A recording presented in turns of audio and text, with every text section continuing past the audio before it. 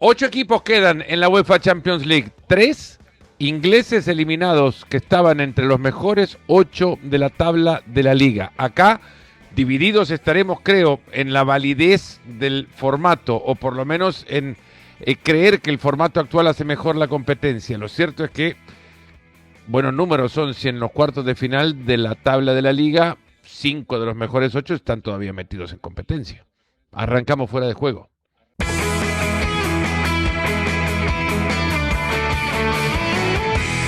Con Alex, con Barak, con Alexis, para arrancar, no hablando de la Champions League, ya estaremos metidos en ese tema en un segundo nada más. Antes tendremos que recapitular de alguna manera, Alex, lo que pasó el sábado en el Metropolitano. 7 puntos. ¿Dan como para pensar que la liga ya tiene un color? O bueno, en este caso, 2. El azul y el grana, como el que del logo de fuera de juego, precisamente. ¿Qué tal, amigos? El primer asalto fue espectacular entre estos dos y sí, bueno, esto lo sabe mejor Alexis, ¿no? Que nadie en la liga, en la historia de la liga, a falta de 8 jornadas, ha remontado una distancia de 7 puntos. No sé si es definitivo o no, porque siempre hay una primera vez para que se rompa cualquier estadística, pero sí que le da al Barcelona más margen, sobre todo para enfrentar esa eliminatoria contra el Atleti, para rotar jugadores, para descansar futbolistas antes de enfrentarse al Español este próximo fin de semana. Fue un partido que te deja peajes, te deja la lesión de Marc Barnal, te deja ver a Cancelo destrozado físicamente al acabar el partido, con esa acción maravillosa que hizo en el gol del 2-1, que acabó con el remate de Lewandowski. Te deja cosas positivas, obviamente, pero también te deja incógnitas como qué es lo que le sucedió a Lamine Yamal, con ese enfado y la no celebración del gol. Es decir, deja cosas muy buenas si nos fijamos solo en la Liga, que la deja muy bien encarrilada, pero también hay que entender que este partido, en el contexto de Champions, deja algunos peajes por pagar.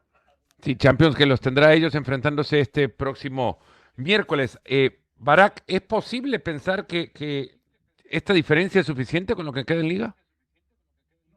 No, a ver, es una buena diferencia, pero tan fácil como que en el próximo partido el Barcelona pierde tras desgastarse contra el Atlético de Madrid en la Champions.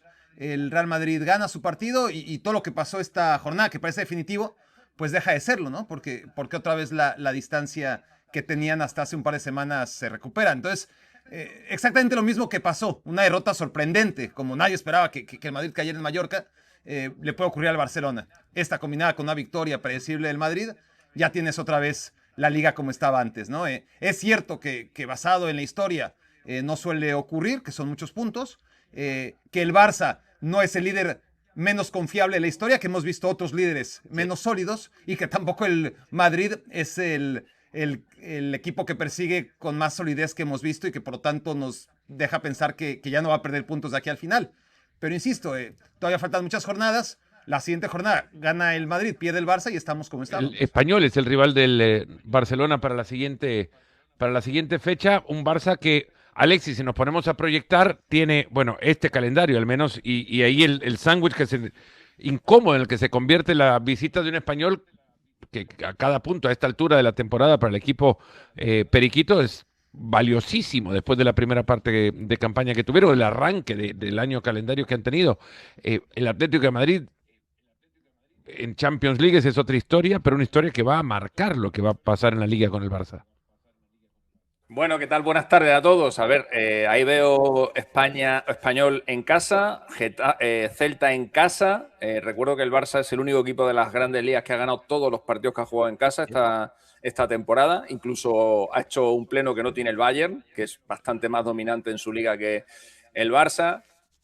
Te puedo comprar que el Barça se le pueden ir un par de partidos, un par de empates, un par de derrotas. Juguemos a esto, Alexis, juguemos a esto. Mira, dejá la casa y dejá lo que tiene el Barça y lo que ha sido el Barcelona, que no esperemos que cambie, o pensemos que no va a cambiar en los últimos 4 partidos, aun y cuando reciba al Real Madrid.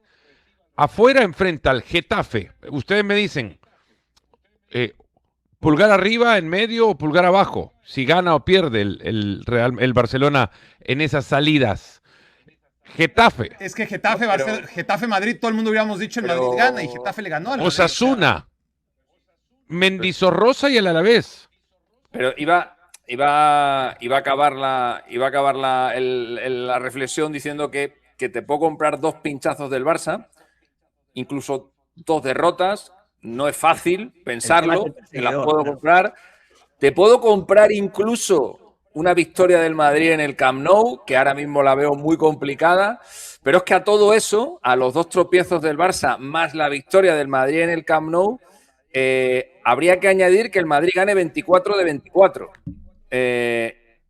Y después de comprarte las 3 primeras cosas que me parecen muy difíciles, la cuarta es la que me parece más difícil de todas, entre otras cosas porque pensar que este Real Madrid, que es incapaz de ganar más de 2, 3 partidos seguidos, puede ganar 8 consecutivos, ahora mismo es casi utópico. Sobre todo con el récord que tiene el Real Madrid con Arbeloa, que es el equipo que ha perdido contra el Getafe, contra Osasuna, es el equipo que ha perdido contra el Mallorca también, contra el Albacete. O sea, no es un equipo. Y lo que fiable. le queda. Y lo que le queda, tiene que ir 2 veces a Sevilla. Creo que juega contra el Sevilla, contra el Betis afuera y contra el Sevilla también afuera. Por mucho que digamos, bueno, el Sevilla de ahora, ya veremos cómo llega la última fecha, ¿no? También recibe al Athletic Club en el Santiago Bernabéu. Un Barcelona que, sin ponernos a revisar lo que ha pasado en el partido, a esta altura tiene más puntos que la temporada anterior, a esta altura también con Hansi Flick. Lo hemos cuestionado en algún momento, se hace referencias a ello en distintas partes de la temporada. Alex, ¿es este Barça por eso mismo un Barça mejor al de la temporada anterior? No, es menos fiable, te diría. Tiene un récord impresionante en casa y eso tiene un mérito tremendo.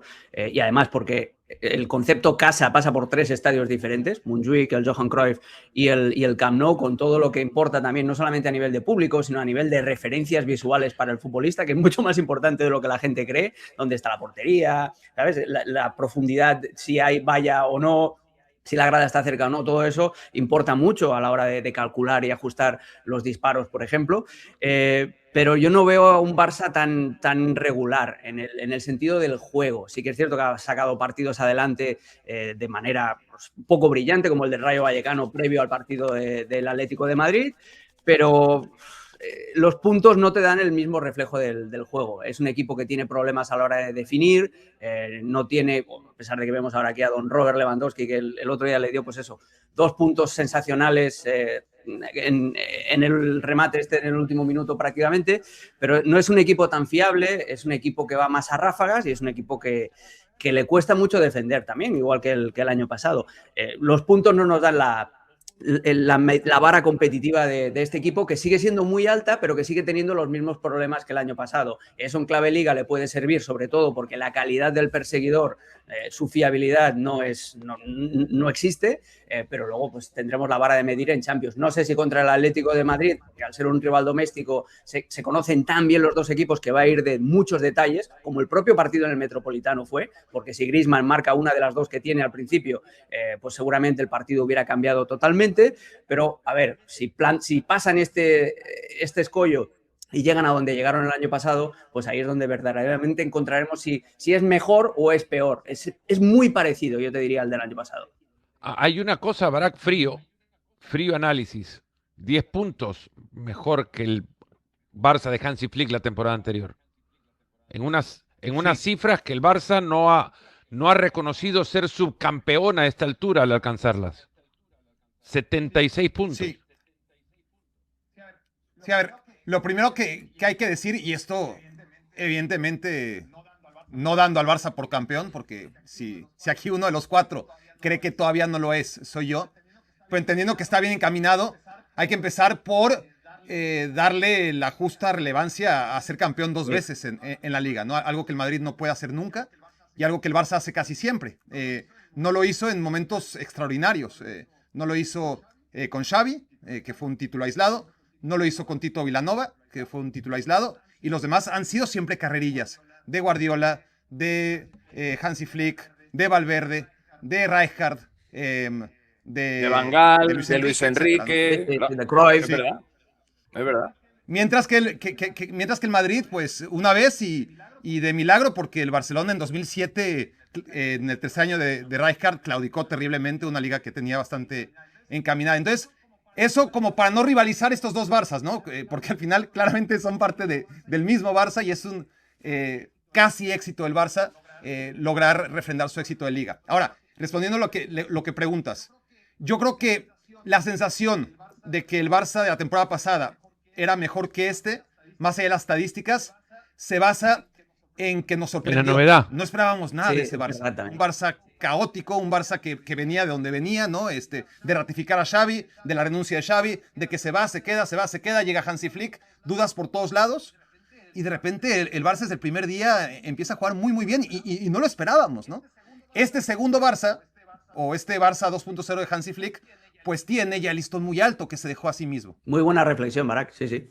Hay una cosa, Alexis, que dentro de todo el partido de este miércoles, entre estos dos mismos equipos, Atlético y Barcelona, los enfrentará en un capítulo diferente, o si querés, es un tomo distinto de la historia que están contando cada uno de ellos en sus temporadas, pero es un tomo que va a tener que incluir pasajes del capítulo anterior, porque evidentemente el cansancio al que hacía referencia ya Alex sobre alguno de los futbolistas del Barcelona va a pesar y mucho en el partido que jueguen este miércoles, porque también en la cabeza de los futbolistas del Barcelona va a pesar la intención de juego del rival, que más allá de no contar con 5, que podríamos decir titulares regulares en ese equipo, actuó de una manera en la que pocas veces han actuado equipos del Cholo cuando hace tantos cambios, fiel a una intención de juego. Todo eso lo tiene en la cabeza el futbolista del Barça, que no va a cambiar mucho, no va a poder cambiar mucho de lo que puso en el partido del Metropolitano. Sí, hombre, el Atlético de Madrid reservó mucha gente el sábado, el Barça no tanta. Entonces, desde esa perspectiva, para el partido de ida tiene un poco de ventaja el Atlético de Madrid, ventaja que creo que se neutraliza por el feudo, ¿no? Donde se va a jugar el partido. Para el encuentro de vuelta, lo que se ha ganado el Barça es la tranquilidad de poder jugar el próximo fin de semana con un equipo B, claro. Gracias a los 7 puntos que tiene ahora mismo de ventaja con el Real Madrid, porque tan importante era para el Atlético de Madrid como para el propio Barça el hecho de ampliar, ¿no? La agonía del FC Barcelona, o la necesidad del FC Barcelona de seguir puntuando todas las jornadas, que es algo que no consiguió el Atlético de Madrid el pasado sábado, y de haberlo logrado se habría garantizado el tener a un Barça con la necesidad de competir en Liga, al menos en las 2 próximas jornadas, que son las 2 jornadas en las que va a haber la eliminatoria de Champions, y creo que ese era el principal objetivo del Atlético de Madrid, porque el Atleti en la Liga ahora 19 puntos, el otro día estaba a 16, aunque hubiera ganado se habría puesto a 13, no tenía mucho que decir. Y respecto de si el Barça es mejor o peor que el del año pasado, yo creo que el Barça juega peor, pero es más competitivo. Me recuerda un poco a la selección española del Mundial de 2010. El camino de la selección española hacia ese Mundial es casi inmaculado, con un juego precioso, un fútbol que nos encanta a todos, y sin embargo en el Mundial fue un equipo mucho más práctico, un equipo mucho más pragmático. ¿Se puede ser peor siendo más competitivo? Claro, este equipo es más competitivo. Este equipo, de hecho, para mí ahora mismo es más favorito para ganar la Champions que el año pasado. Porque yo el año pasado le veía un equipo que jugaba muy bien al fútbol, pero un equipo que concedía mucho, que daba muchas facilidades y que sobre todo no tenía un portero como el que tiene ahora. No nos ponemos a comparar, pero es una especie de Brasil 82 contra Brasil del 94. Pues sí. Hombre, no tan drástico, porque no tan así, creo que este Barça es, bueno, creo que ponemos a comparar, pero es una especie de. Sí, la idea es esa, sí, señor. No, en la comparación es odiosa. Con Ian Dark, esa te la ha sacado la conversación que tuvimos con Ian Dark en la furgoneta camino del Metropolitano, bandido. Pues no la dijo esa, me acordé nada más del 82 pero sí un poco, quizás. La selección de Brasil del 82 y del 86 jugaban muy bien al fútbol. En el año 90 empezó a jugar un poquito peor. Era el paradigma Pep. Eso era paradigma Guardiola, eso. Sí. Porque era un equipo repleto de mediocampistas. Y no sacaba al 9, creo yo, porque Tele Santana había... Es más, creo que fue la única vez que Brasil, hasta Tite, repite entrenador en una Copa del Mundo, aunque no haya ganado el Mundial anterior. Bien, sí. Es un buen ejemplo. Esa es buena para Bob Barak. El Barça no ha retrocedido tanto como para parecerse a esa Brasil del año 94, pero competitivamente ha mejorado. Brasil fue campeón del mundo, ¿no? En el Sí, sí, 94. claro. Con- No, Eso es de- y este Barça lo acabamos de comentar, tiene 10 puntos más que el del año pasado. Sí, pero por eso os decía que a nivel de sensaciones no es el mismo, pero también está muy relacionado con lo que decía Barak, por de dónde vienen. Este año se le presuponía un saltito, una evolución un poquito más evidente, pero el baremo, la vara de medir la tendremos pues cuando, si pasa esta eliminatoria de Champions, que tampoco lo tengo claro, pero ayer cuando se encuentren ya en instancias avanzadas, es decir, bueno, está o no, porque al final es lo que te da el estado final de un equipo. Puedo conseguir su compromiso. No olvidemos rápido que el año pasado, o sea, ahora esto está en construcción. El año pasado el Barça ganó el doblete. Este Barça tratará de ganar la Champions y si no la gana, le caerá la Liga. Y la Supercopa, ¿no? Que nadie la cuenta, pero sí, no, Bueno, yo sí, estoy contigo, pero bueno, grandes ¿quién que la títulos. cuente? ¿Por qué no la contás? Si es un título. Y es un título Porque que además parece se juega a mitad de quedan en temporada. el olvido, Entiendo que no lo... que la gente en general, salvo contada gente, porque... Es que, a ver, Barak, la gente no cuenta título, la gente cuenta la finalísima como un título y no cuenta. A ver, para mí, y creo que no voy a escandalizar a nadie, los aficionados de sus equipos manejan claramente cuántas ligas han ganado, cuántas Champions, cuántas Copas del Rey, y les da igual cuántas Supercopas han ganado. La Supercopa es un torneo que no hay que perder, Sí. claramente, no quieres perderlo, pero si lo ganas o no lo ganas, nadie Es sabe. un torneo que echa entrenadores, porque ya le ha pasado a Xabi Alonso, le ha pasado a Ernesto Valverde, pero que no solidifica ninguna situación. Suma, pero no cuenta. Exacto. Bueno, lo otro es que no sume, pero resta mucho, ¿no? Lo que estoy entendiendo.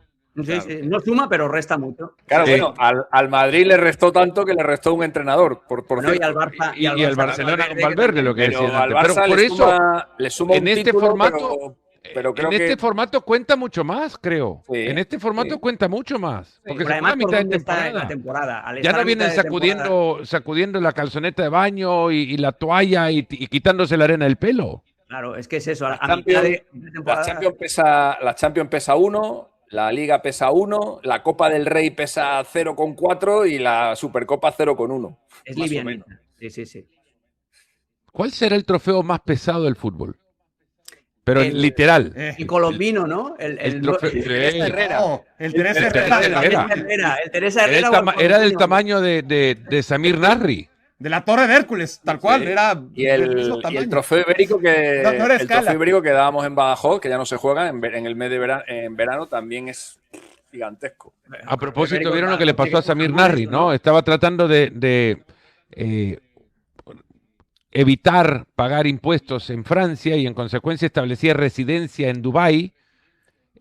Como Barak no ha escuchado ni de pleitos televisivos mediáticos de mercado y mercaderas, tampoco habrá escuchado de esto, pero Nasri establecía residencia en Dubái y el fisco francés le dijo, no, maestro, usted vive en París. Y le, Nasri, ¿cómo? ¿Cómo van a probar que vivo en París? Si yo vivo en Dubái. Y le sacaron 228 órdenes de delivery a una dirección en París en un año calendario para decirle, ¿ve?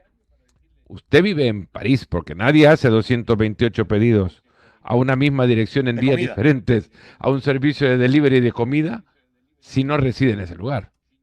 No sería ¿No? el tipo más afilado, el lápiz más afilado del estuche. ¿Os acordáis que también lo engancharon en una clínica que se subió una fotografía en una clínica de recuperación con células madre o algo así? No sé, cuando era jugador del Sevilla. También tuvo algo parecido. Y doping Sí, positivo. sí, no parece el tipo más espabilado. Bueno, aquí, bueno, supongo que en México también pasará, pero aquí en España tenemos un alto porcentaje de la población que se dedica a YouTube y al streaming, que hacen lo mismo. Y lo que hacen es que se van a Andorra y allí tributan menos. Entonces, es un poco la misma historia, solo que no son deportistas, son streamers. Bueno, en Andorra residen muchísimos deportistas, Bueno, claro, hay muchos, muchísimos sí, sí. ciclistas profesional residiendo sí. Pero los ciclistas residen en Andorra, yo creo que un poco por el clima y por la orografía del terreno. Bueno, más pues que un poquitito por más allá en Francia ahorrarse también el impuestos. mismo clima, ¿no? Y un poquitito más acá en España también el mismo clima, como que... No, pero para entrenar sí que tienes ahí los Para puertos entrenar que está salen de mucho casa y tal. Los youtubers es solo para ahorrarse dinero. Lo que pasa es que en Andorra se están poniendo bastante fuertes con esto también, ¿eh? Barak en algún momento nos va a decir, Barak Feber, calle de Andorra la Bella y del código postal Andorra. La Baixada del Molí. Yo Pásame vivía en la Baixada información, del Molí, Alexis, en por Andorra.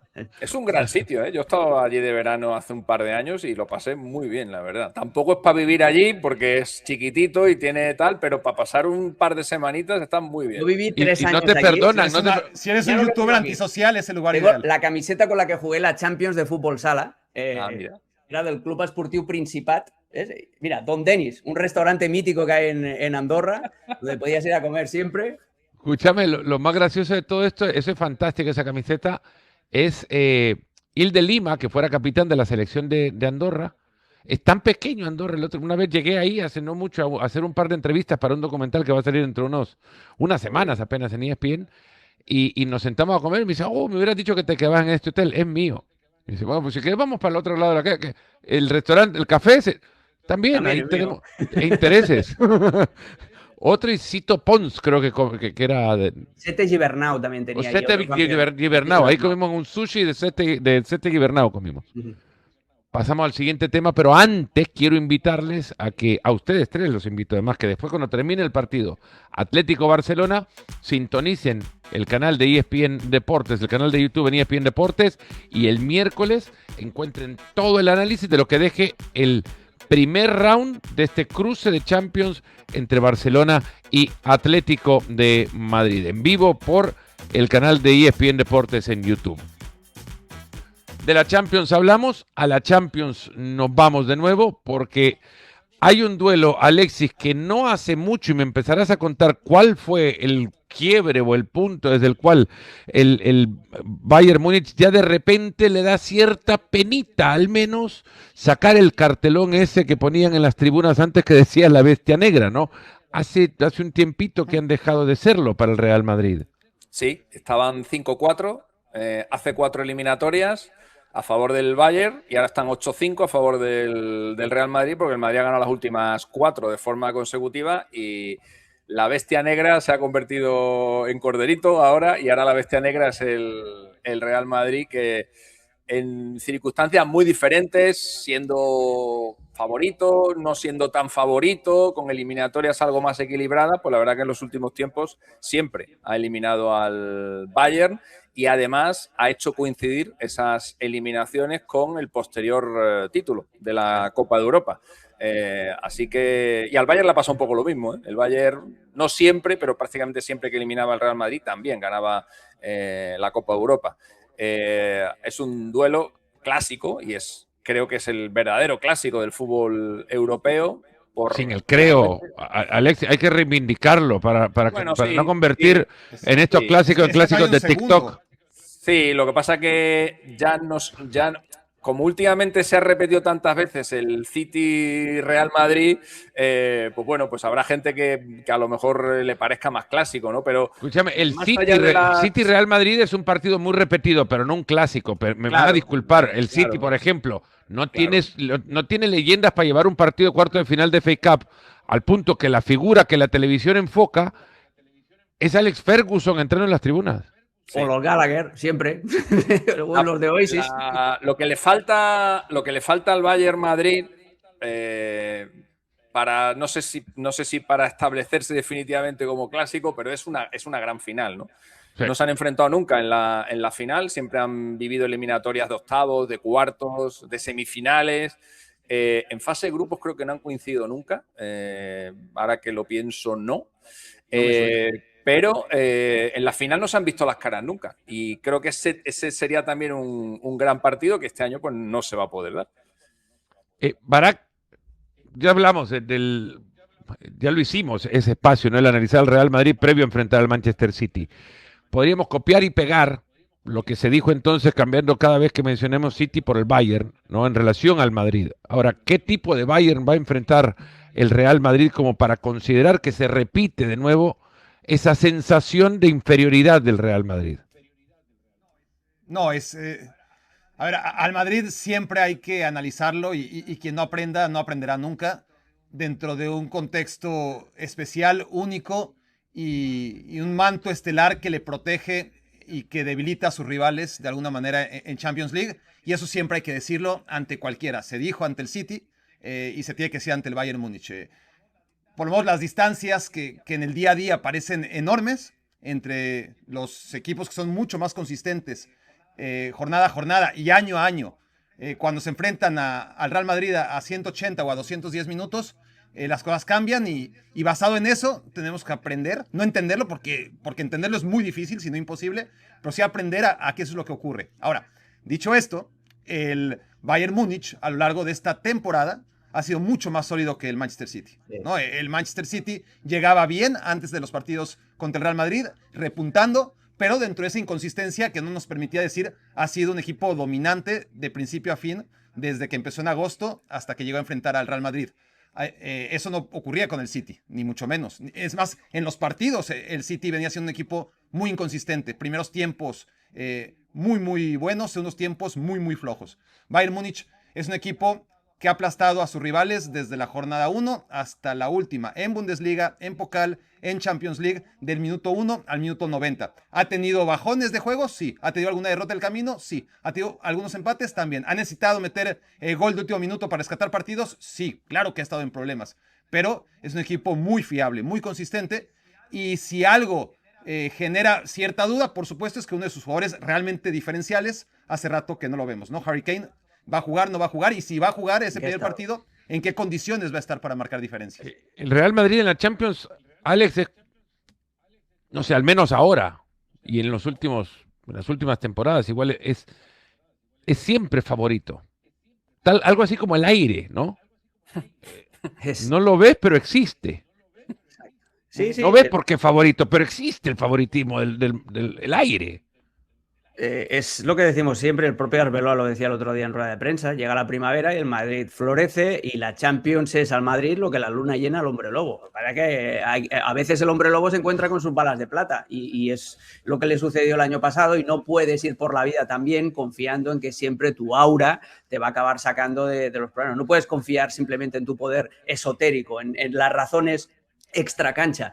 La radiografía que ha hecho Barak es muy buena, el Bayern es un equipo extremadamente fiable, es un equipo que, y ahí eso es algo que le juega un poco a favor al Real Madrid, es un equipo que no le importa si juega en casa o fuera, que te va a ir a aplastar, que te va a poner la defensa muy adelantada, que te va a ir a presionar, que te va a exigir un ritmo de circulación de pelota, un ritmo de físico altísimo, pero que también corre sus riesgos, sobre todo a la espalda de los laterales o a la espalda incluso de los centrales. Y ahí es donde le viene bien al Madrid tener una estrategia muy parecida a la que tuvo contra el Manchester City y la que tenía con Ancelotti. Bloque bajo y buscar los contragolpes. ¿Qué pasa ahora? Lo que decía Barak, la presencia o no de Harry Kane, cómo va a estar físicamente.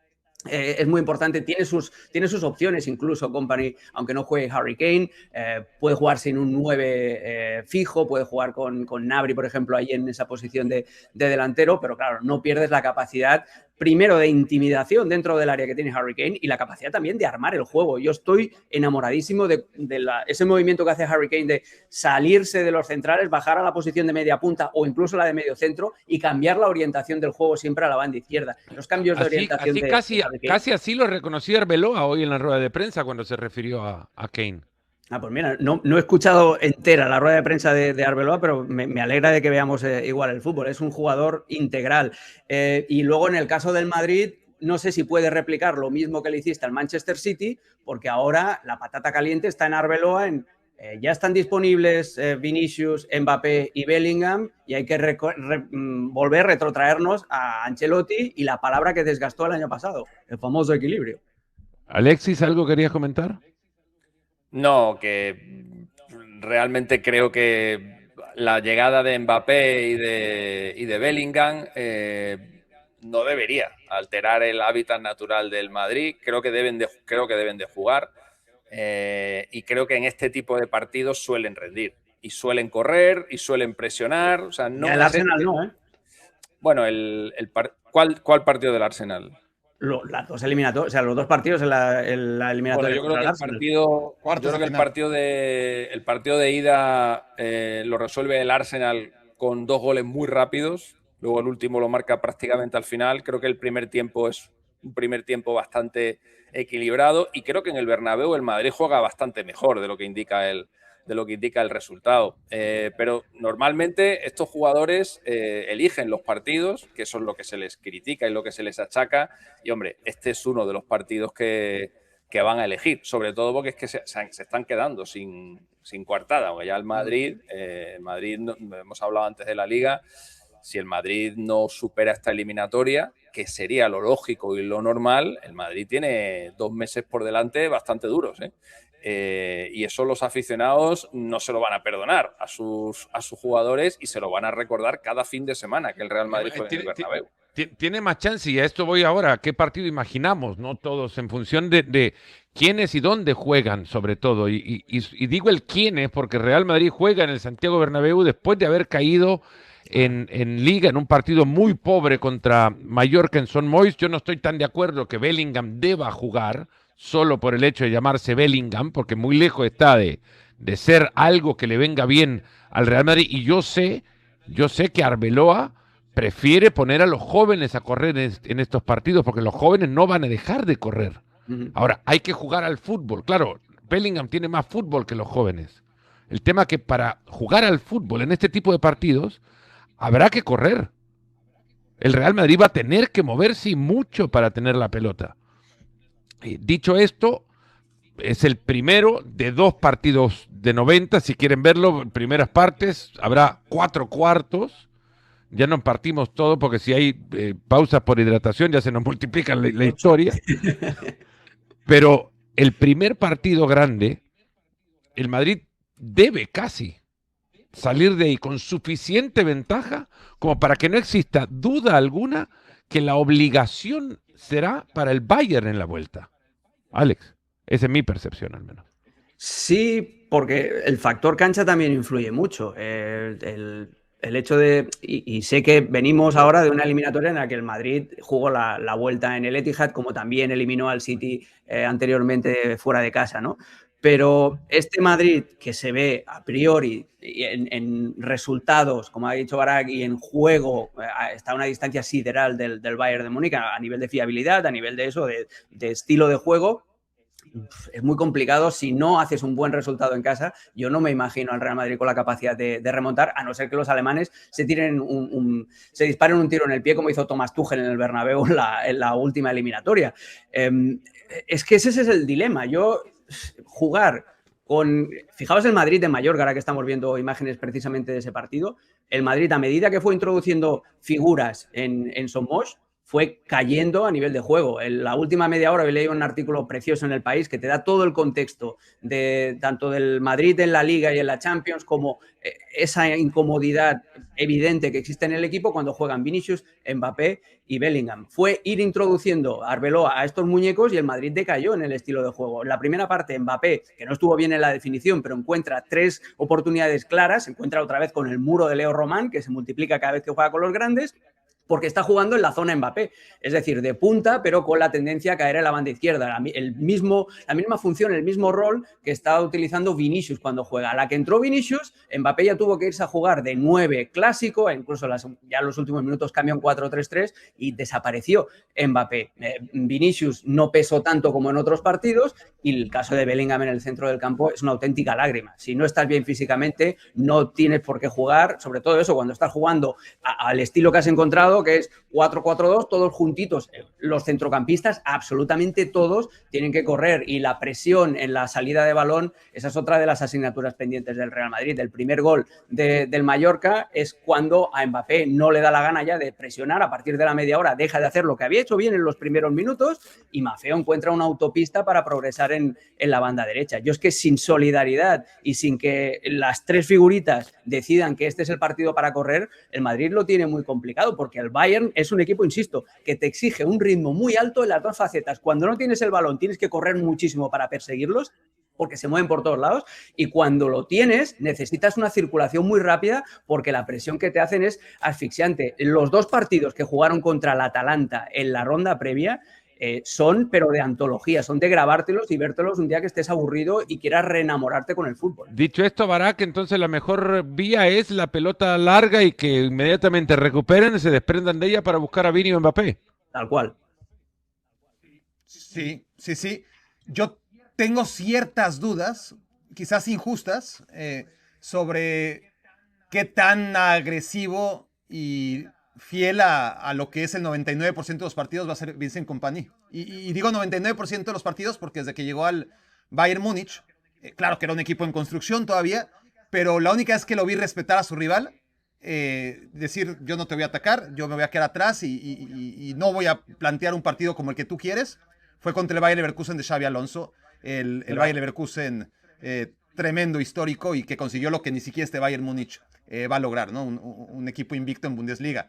Lo vi superado, eso sí, contra el Arsenal en la fase previa de la Champions, no porque haya sido conservador el Bayern, simplemente fue superado. Y lo vi muy agresivo, sorprendentemente agresivo en el Parque de los Príncipes, en un partido en el que tenía las dudas que ahora mismo todavía albergo, ¿no? Por aquí el recuerdo de un partido muy puntual, muy trascendental en su momento, de visitar al Bayer Leverkusen y no ser fiel a lo que siempre ha sido. Y sobre todo, tomando en cuenta que viendo lo que le pasó al Manchester City, que salió muy alegre al Bernabéu, quizás Vincent Kompany decida no darle al Real Madrid armas, entendiendo que tiene dudas en la portería, entendiendo que el error de un Upamecano, que ha estado generalmente muy bien, siempre está ahí sobrevolando, entendiendo los problemas que tienen las laterales y entendiendo que sus rivales en la Bundesliga no son sparrings que le permitan al Bayern Múnich estar listo para este tipo de partidos. Entonces, creo yo que sí va a ser ese Bayern de siempre.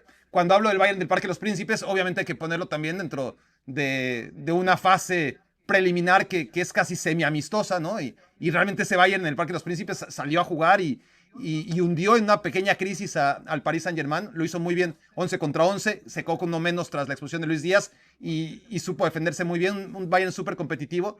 Y menciono ese partido porque tampoco es que tengamos tantos, ¿no? Del Bayern ante la élite esta temporada. La verdadera élite. En la Bundesliga no hay ninguno de esos equipos. En la Champions hay dos, el Paris Saint-Germain y el Arsenal. El Arsenal lo superó. El PSG fue un gran partido del Bayern, pero ambos obviamente pues, en una fase con un margen de error tremendo, ¿no? Como es la primera. Nadie sabe del Bayern más que Barak, que lo hace cada semana. Y... No. Yo lo que me digas te lo creo a pies juntillas. Alexis, hablaban del formato de esta competencia. Arrancamos este episodio del programa, yo lo hacía al menos hablando del formato de competencia, sin meternos a cuestionar y demás, repasando el historial. Cuando preguntaba si se habían cruzado alguna vez Bayern y Real Madrid, en alguna intervención me metí a ver el historial y se habían cruzado en una segunda fase de grupos, sí, en la 99-2000. Sí, ahí sí. Año que gana el Real Madrid la Champions League, llegó a la final, habiendo perdido los dos partidos de esa fase de grupos con el Bayern. Perdió 3 de 4 partidos con el Bayern aquella temporada. En ese grupo, te hablo de memoria, pero estaba el Bayern, el Madrid, el Dinamo de Kiev y el Rosenborg. El Madrid se clasifica en Trondheim con un gol de Raúl sí. y con 8.000 millones de oportunidades de... ¿Cómo se llamaba? El delantero que se fue... John Keru. John Keru. Estuvo de todos los colores. El Madrid sufrió muchísimo. Se clasificó. Estaba en el Rosenborg. Sí. John Keru, que tiene. Barak me dirá que otro futbolista tiene más pronunciaciones a su apellido que el noruego, porque está John Keru, John Carew, John Keru. Yo recuerdo que en esa fase de grupo, el Bayern gana 2-4, creo que es en el Bernabéu, le gana 4-1 en el Olímpico al Real Madrid. El Real Madrid, porque la fase de grupo en el Olímpico, ese es buena. Sí, estaba en el Olímpico todavía. ¿El gol de Roy Mackay a los 13 segundos? No, eso fue una eliminatoria. Eso fue una eliminatoria. Recuerdo el partido del Madrid en Kiev, que llega a ir perdiendo 2-0 y lo termina remontando al final y empata a 2. Y ya te digo que se lo juega todo el último día en Trondheim. Y luego le vuelve a tocar el Bayern y es el día de Anelka.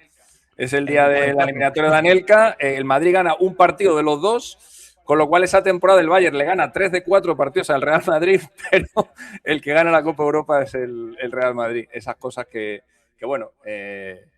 pueden pasar. Lo que no puede pasar es que ustedes se pierdan y hablo de ustedes tres también, que no se pueden perder el post partido de la ida de cuartos de final de la UEFA Champions League entre Real Madrid y Bayern Múnich en vivo.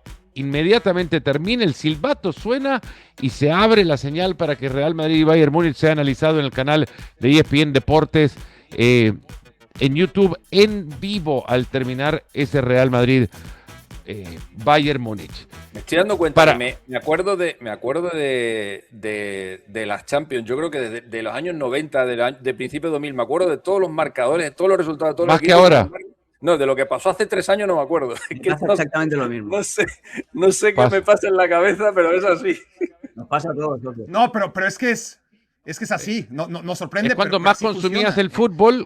Hay un jueguito, no, es que hay un jueguito universal que tiene 4 luces, ¿no? Verde, azul, Sí. amarillo y rojo. Y vas tú repitiendo las combinaciones. Y las primeras te acuerdas siempre. Verde, azul, amarillo, amarillo. Verde, azul, amarillo, amarillo, verde. Verde, azul, amarillo, amarillo, verde, rojo. Pero ya las últimas son de las que ya no te acuerdas. Pues como la música también. Al final acabas, siempre estás enganchado a la música de tus años de juventud y tal. Sí. Bueno. Mira,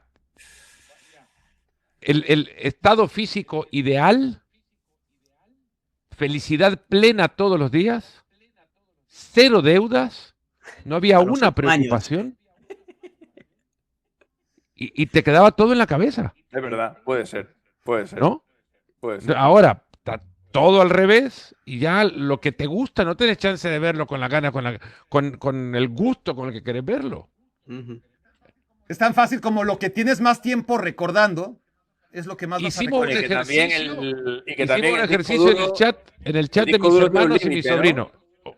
Claro. Y cuando lo vas llenando, si no eliminas, ya está. Y yo no elimino, yo lo voy guardando, pues de fragmentar. Pues ya no te entra más. Eso sí. En el chat de mis hermanos y mis sobrinos, que es puro deporte, no se habla de otro tema que no sea de deporte, pusieron hace muy poco la imagen de las mascotas de todas las copas del mundo. Internamente anticipé el resultado de cada uno, pensando, este nació más o menos por esta fecha, pues le va a gustar el de Francia 98. Este nació más o menos por acá, le va a gustar porque vas agarrando el placer por aquello que consumiste con más cariño, quizás, no sé si esa es la palabra. Es lo mismo que la música, exactamente lo mismo que la música. Yo me sé todas las mascotas del Mundial, desde el 66 que no vi, hasta 2006. 2010... Ni me pregunto. No tengo la idea, cómo se llaman de 2010. A ver, pero esa es otra. Es el 66 que no viste, no es excusa para vos que estás en esto. Pero lo vas aprendiendo. Willy en el 66, Juanito en el 70, los gemelos traducidos Tim y Tom, por lo menos en México, en el 74, Gaucho el 78, etcétera, etcétera. No quiero... no mencionaba Naranjito 82, no quería acabar ahí, pero Pico 86. Ustedes saben que quien se encargó... Pero ya llega un momento en el que miren, ya no eres niño, ya no te acuerdas. El dato inservible de la jornada, quien se encargó de la construcción de todo el aparataje comercial de Naranjito en el 82 fue un inglés que después fue contratado por un estudio cinematográfico para promover sus películas basadas en la confrontación de galaxias y personajes. No, ¿really? Sí. El mismo. George Lucas. Sí, por ese estudio, por George Lucas. Se lo llevaron al creador de Naranjito. Lucas Pérez. O sea, el que pensó en algún momento, Naranjito tiene que ser una serie de dibujitos animados. Ha tenido mejores trabajos George Lucas. Naranjito, Macedonia, Citronio, qué grande. Citronio era el sidekick, era buenísimo. Sí. ¿Era Citronio o Citronelo? Citronio. Sí. Lo pasaban en El Salvador los sábados por la tarde. Era primero Naranjito y después una repetición de un partido mundial del 70.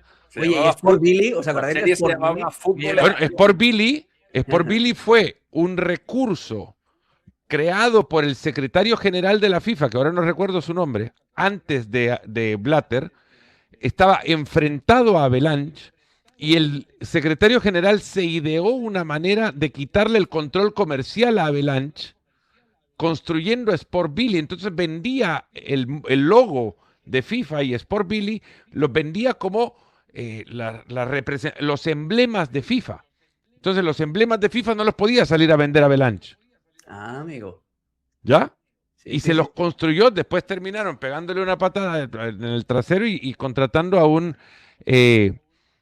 un mercadólogo de relojes como secretario general de la FIFA, que había trabajado con la empresa suiza que trabajó en el reloj de los Juegos Olímpicos de Múnich 72 en todo el cronometraje, incluido el cronómetro o el reloj que se utilizaba para los deportes colectivos, como el básquet, a donde gracias a la orden de un mercadólogo de esta empresa suiza, el reloj cambió de 0 a 3 segundos cuando jugaban la Unión Soviética y Estados Unidos. En la final de básquetbol. En aquella final mítica. Sí. Sí. Joseph Blatter parece que es poco, pero ha sido bastante. O sea, todo lo que, para los que se perdieron la historia, estuviste hablando de Joseph Blatter. Todo este tiempo, el mismo suizo. No el de Sportville. Vaya mito. No le fue mal a Blatter. Y te digo que parece Cenicienta a la par de lo que está haciendo ahora Infantino. Dark Arts. Sí, no, es una alma de Vamos calidad. a lo que ha dejado la FA Cup, rapidito nada más, y partiendo los dos temas. Liverpool goleado por un Manchester City que tuvo a Haaland inspiradísimo, Barak. Sí, mucho mérito de Haaland, mucho mérito colectivo del City.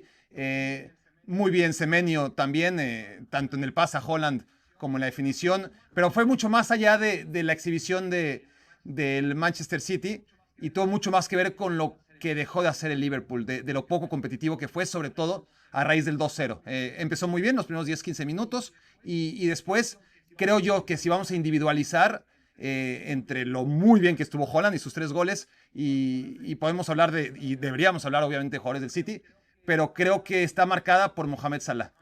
Mohamed Salah como encarnación de todo lo que ha hecho mal el Liverpool esta temporada, de cómo el Liverpool está a estas alturas solamente peleando para ver si queda entre los 5 primeros de la Premier League como único objetivo, y un Mohamed Salah que fue suplente, que hizo un escándalo cuando lo relegaron a la suplencia en la primera vuelta, que se fue a la Copa Africana de Naciones, que llegó a reclamar su puesto como titular, que está jugando peor que nunca y que de alguna manera juega de todas formas siempre, ¿no?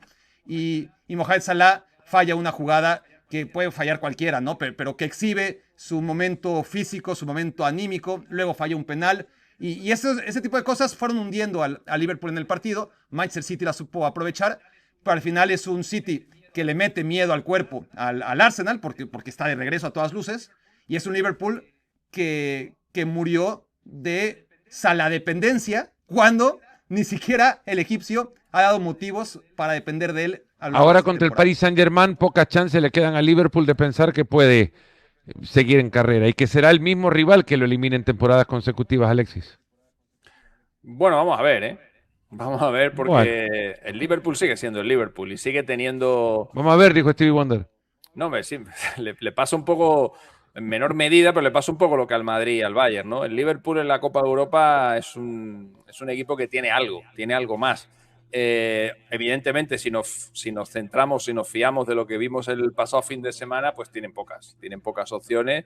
Es un equipo que está ahora mismo a la deriva, pero también estaba a la deriva el Madrid cuando se enfrentó al Manchester City. Al final, si esto es tan fácil como ver cómo viste Guardiola.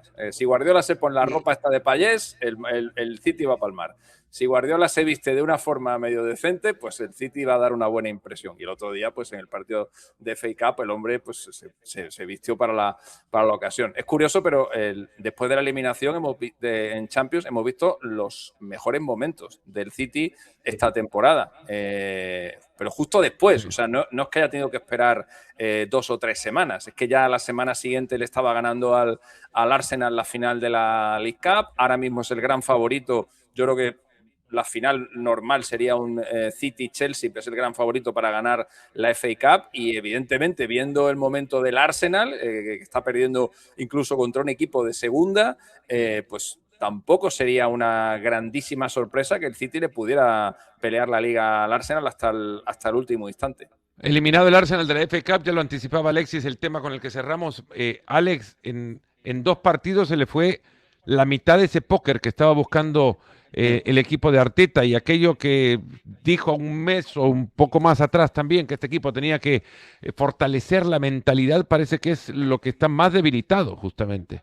Y enfrentarán ahora al Arsenal, al Sporting, este martes en Lisboa. Sí, es un equipo que tiene 2 problemas. El problema mental de tener que luchar contra los fantasmas del pasado, los traumas y el ya estamos otra vez, que eso pesa muchísimo en la cabeza de todos, de los aficionados, del entrenador, de los futbolistas, y además se van contagiando los unos a los otros, ese run run cuando las cosas no empiezan a ir bien. Y luego tiene el problema de que el Arsenal es un equipo demasiado rígido.